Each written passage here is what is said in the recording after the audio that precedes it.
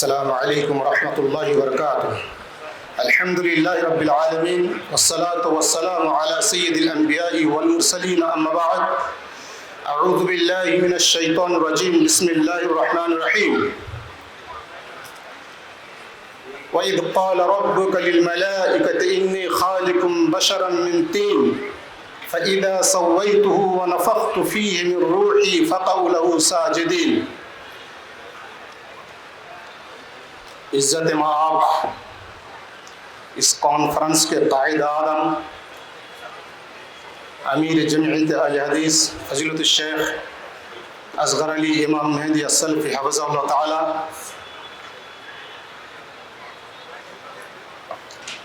اور پورے ہندوستان سے آئے ہوئے جمعیت و جماعت کے پاسبانوں سپوتوں،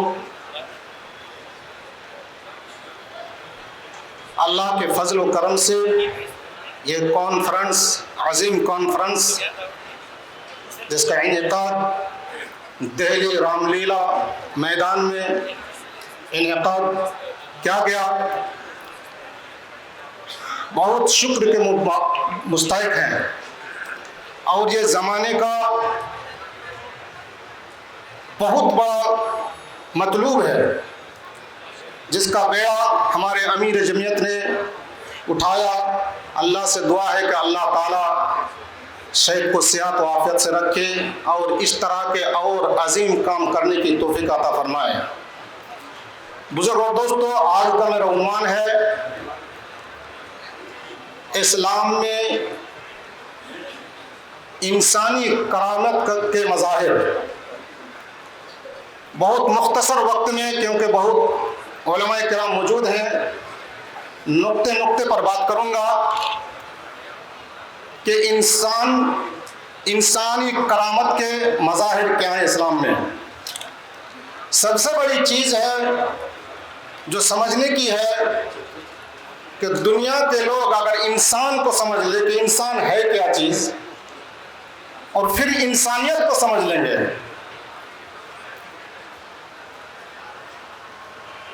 پوری دنیا میں آج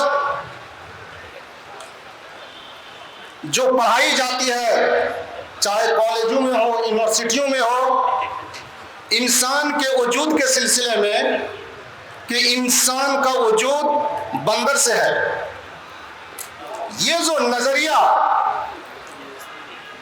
دنیا میں آیا اور یہ تھیوری جو آئی، انسان اور انسانیت کو بالکل برباد کر دیا. کیوں؟ کہ یہ 19ویں صدی کے بیچ میں چارلس ڈارون نے اس نظریے کو پیش کیا اور بڑی محنت سے اس کو پوری دنیا میں عام کیا، اور ساری دنیا مان گئی کہ انسان کا وجود بندر سے ہے. یعنی انسان نے انسان کو سمجھا ہی نہیں، اس کو ذلیل کر دیا، بندر بنا کر کے اس کو ذلیل کر دیا. اب اس کو سمجھنے کے لیے رب نے جو کتاب دی، آخری کتاب قرآن مجید، انسان کے متعلق، اس وجود کے متعلق، آسمان کے متعلق، آسمان کے اوپر کیا ہے اس کے متعلق، زمین کے اندر، زمین کے اوپر، آسمان اور زمین کے بیچ میں جس چیز کی علم کی ضرورت ہے، اگر انسان کو چاہیے تو قرآن کا مراجعہ کرے. سب علم کا کچھ نہ کچھ حصہ اس قرآن میں موجود ہے. اور خاص کر کے انسان کے تعلق سے رب نے جس طرح سے واضح فرمایا، کسی کتاب میں اس طرح واضح نہیں ہے. انسانی کرامت کا پہلا مظہر جو ہے کہ رب نے انسان کو اپنے ہاتھ سے پیدا کیا. ایک مخلوق ہے جس نے اللہ نے اپنے ہاتھ سے پیدا کیا، اس میں سے انسان کو اللہ نے اپنے ہاتھ سے پیدا کیا. اور اللہ نے فرمایا، یا ابلیس ما منعک ان تسجد لما خلقت بیدی، کہ ابلیس تجھے کس چیز نے روک دیا جسے میں اپنے دونوں ہاتھ سے پیدا کیا.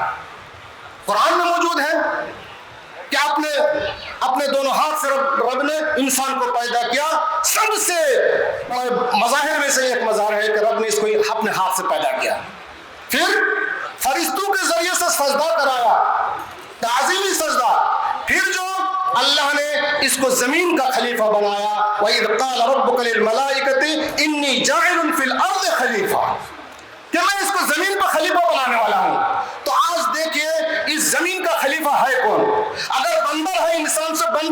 نہیں ہے. اگر بندر سے انسان بنا تو اس کا نسل کہاں چلا گیا, اس کی نسل کہاں چلی گئی کہ آج کیوں نہیں بندر سے انسان بن رہا ہے؟ کیونکہ انسان ابھی بندر کو اپنے گھر میں رکھ کر اس کو دھلاتا ہے, صابن لگاتا ہے, جسم میں کپڑا پہناتا ہے, چشمہ لگاتا ہے, لیکن پھر بھی انسان نہیں بن رہا ہے.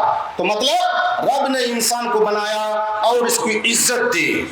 اس کے بعد کیا ہے کہ سب سے خوبصورت وَلَقَدْ خَلَقْنَا الْإِنسَانَ فِي أَحْسَنِ تَقْوِيمٍ, انسان کو سب سے خوبصورت پیدا کیا اور فرمایا وَصَوَّرَكُمْ فَأَحْسَنَ صُوَرَكُمْ وَرَزَقَكُمْ مِنَ الطَّيِّبَاتِ, اللہ نے تمہاری جو صورت بنائی سب سے بہتر صورت بنائی اور پاکیزہ چیزوں سے آپ کو روزی دی.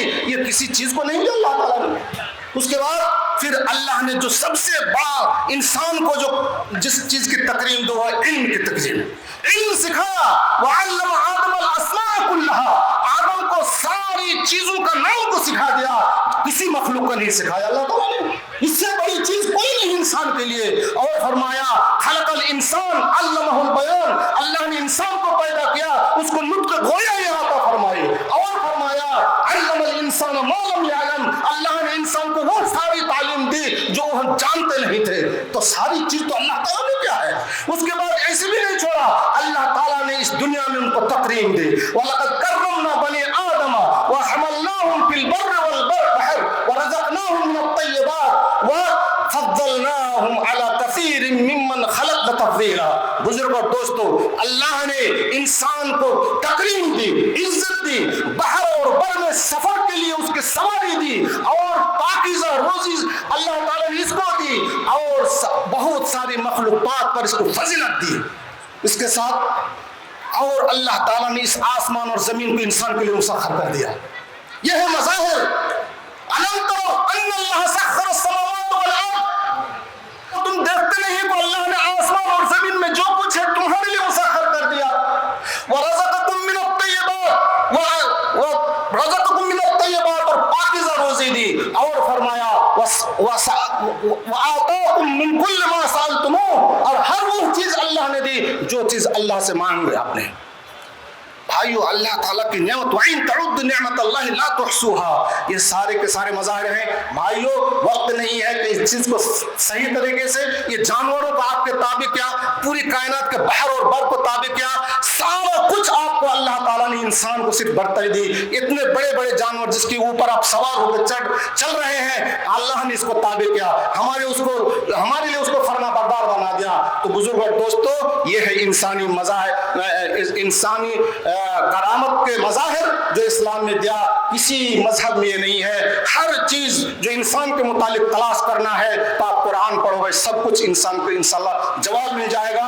جو کتاب اللہ آخری بنا کر انسان اور انسانیت کے لیے بھیجا, اس کو پکڑ لے, ساری دہشت گردی, ساری چیزیں, انسانیت آ جائے گی, انسان کے احترام, انسان کا قدر آ جائے گا. اللہ تعالیٰ نے اس قرآن عظیم آخری کتاب, آخری دستور انسان کے لیے دیا ہے. اللہ سے دعا ہے کہ اللہ تعالیٰ ہمیں اس کو پڑھنے, سمجھنے اور اس کو پھیلانے کی توفیق عطا فرمائے. وآخر دعوانا الحمدللہ رب العالمین. السلام علیکم ورحمۃ اللہ وبرکاتہ.